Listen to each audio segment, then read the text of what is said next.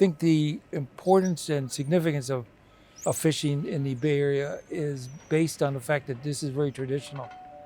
When money is a driver, then you forget about environmental standards and sustaining stocks. Sustainability is number one in terms of assuring that your stocks will be maintained over the future.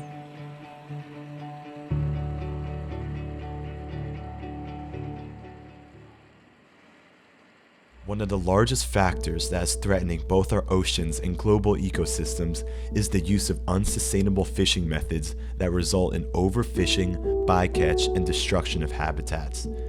Nearly 80% of the world's fisheries are already fully exploited, overly exploited, depleted, or in a state of collapse. There's some areas in the world where they will dynamite for fish. They'll actually go into the rocks and the reefs and throw dynamite in there, and then it ruins all the coral and the rocks, and then out comes the fish. So that's one of the ways that I think it needs to be stopped.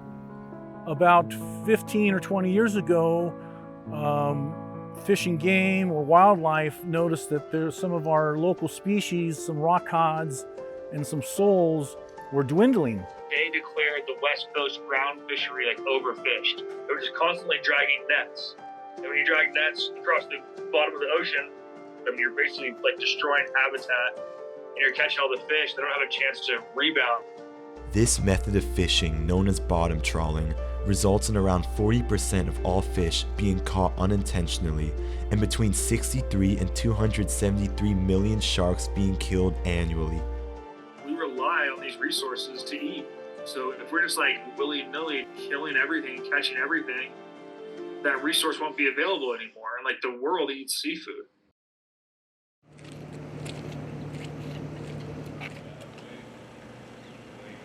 Come on board.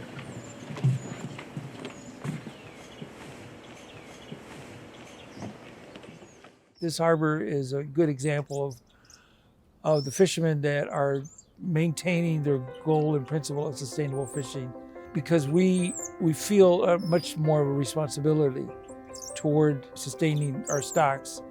In terms of sustainable fishing methods, we are allowed to catch salmon with a hook and line, and they have to be barbless hooks. The other way is traps. We catch Dungeness crabs here and then rock crabs. So I think every fish that's caught is used. And that's the way it should be.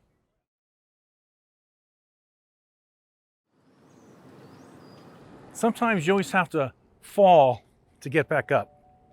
So mistakes have to be made. About 15 or 20 years ago, they overfished and they wasted, so they put a moratorium on fishing for 5 or 7 years. And then they saw the stocks replenish. Ground fishing was banned in the U.S. They thought it was going to take 30 years to recover.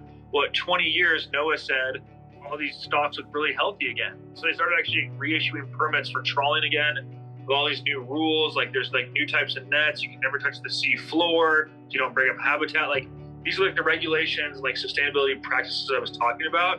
And the U.S. has gotten like really good at this. We do like calculations for like maximum sustainable yield. Like we know we can catch this much of this fish every year, and it'll always be there for us. People need to continue to do their part because we want to have, fresh seafood forever.